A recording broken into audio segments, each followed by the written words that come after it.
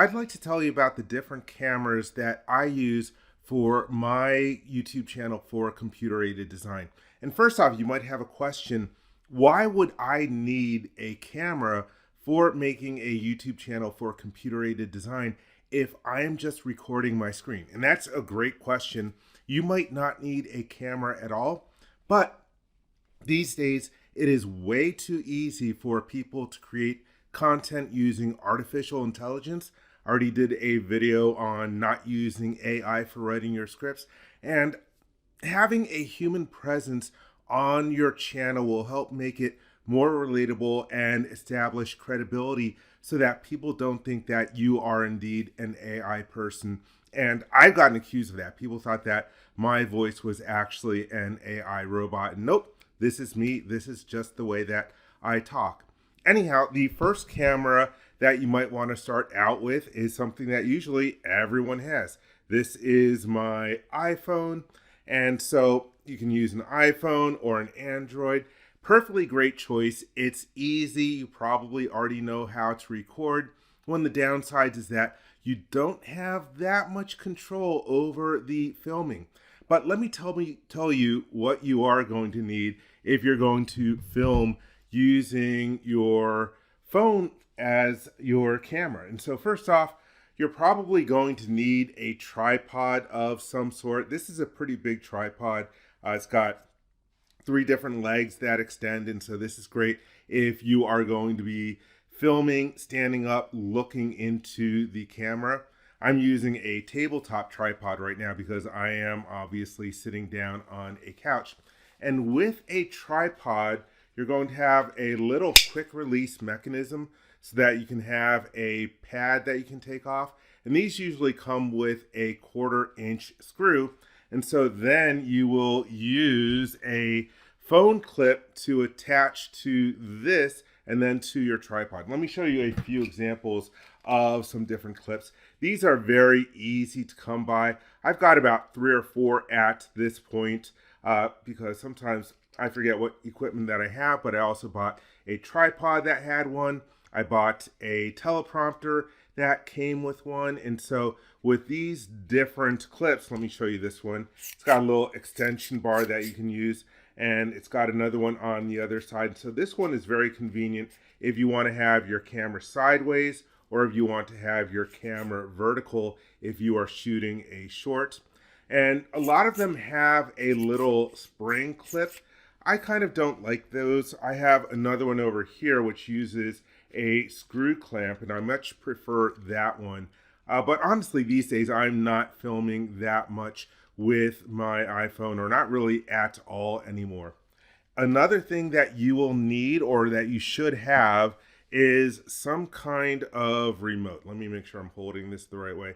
And this is a remote that you can use. It connects via Bluetooth, and you can use this to start and stop your camera. Most of these work with both Android and iPhone, and you can easily get these for under $10. Now, one downside that I want to mention about using your phone for recording is that if you're just using the onboard audio and you're not very close to your phone, the audio will often be pretty terrible, to be honest. And I have an iPhone 13. If you have an iPhone 14 or older, one of the downsides of those is that you need to have a connection that'll go to a lightning port. I really hate the lightning port that Apple used to have. I'm really grateful that the European Union forced Apple and iPhone to standardize on USB ports. But anyhow, you can get a variety of different microphones that will connect to your iPhone or your Android. And so I've got a bunch. In my first video, I said that you are going to want to keep all your equipment in the same area. I've got 3 different wireless lavalier microphones that I've purchased. And to be honest, I don't even remember purchasing this one, but I bought one of these 2, and they tend to be very inexpensive.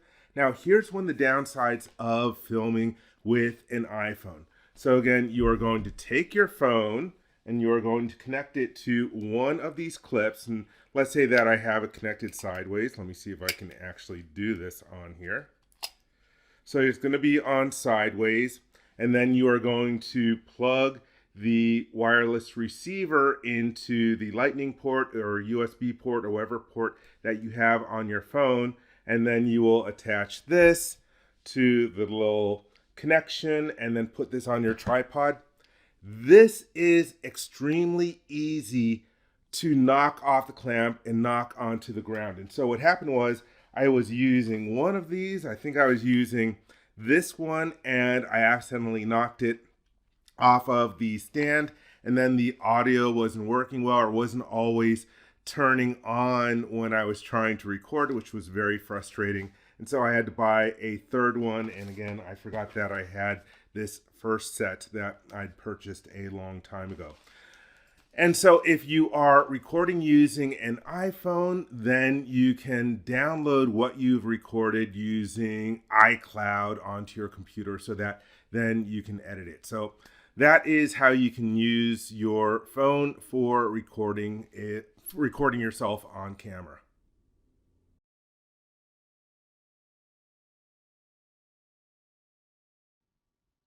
One of the main cameras that I'm using these days to film is the DJI Osmo Pocket 3.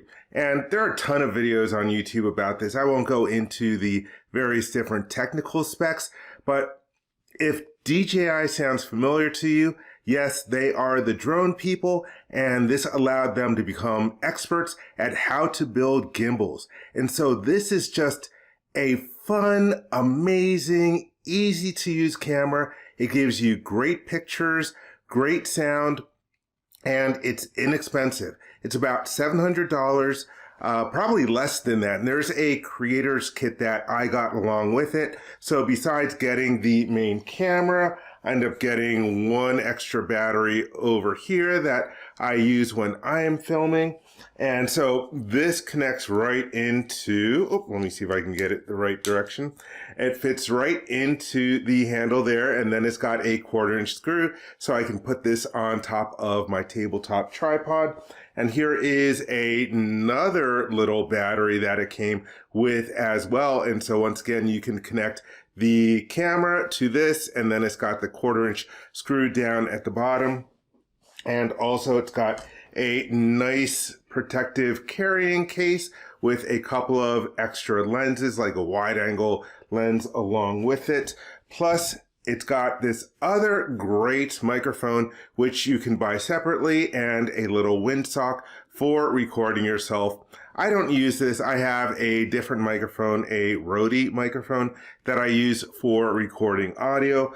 But again, the DJI Osmo Pocket 3, just a fun camera to record with.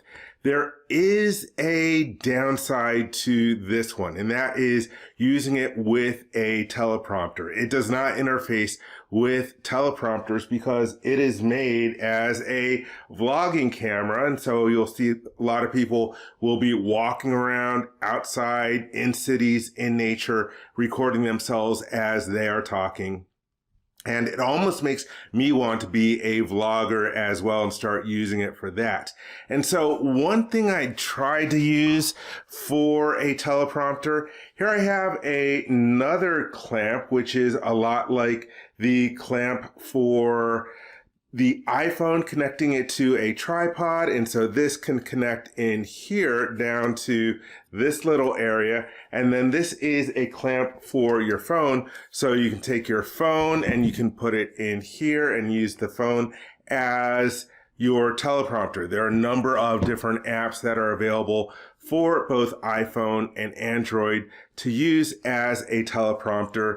And again, you can use a little Bluetooth remote so that you can start and stop the teleprompter from proceeding along as well. But here is the downside. Okay, so let me just show this to you again. So let's say that I take my camera and I connect it in here and the iPhone is down there. Well, you can see that there is a distinct distance between where the camera is up at the top and where your phone would be for what you would be reading. And so it kind of defeats the purpose of having a teleprompter if you are looking down. The point of a teleprompter is that it looks like you're talking into the camera. So if I was making a video like this where I'm not looking into the camera, it's like, what the heck is the point? And so that is one of the downsides, but I use this a lot, especially when I am recording off the top of my head, or especially when I'm recording using notes. And I will talk about this in another video, but sometimes I use, let me grab this, my little board over here with cheat sheet notes, and I can just refer to what I want to talk about in my video and then just talk directly into the camera with that DJI Osmo Pocket 3. Again, just a great, fun little camera. I cannot say enough great things about this. I love it.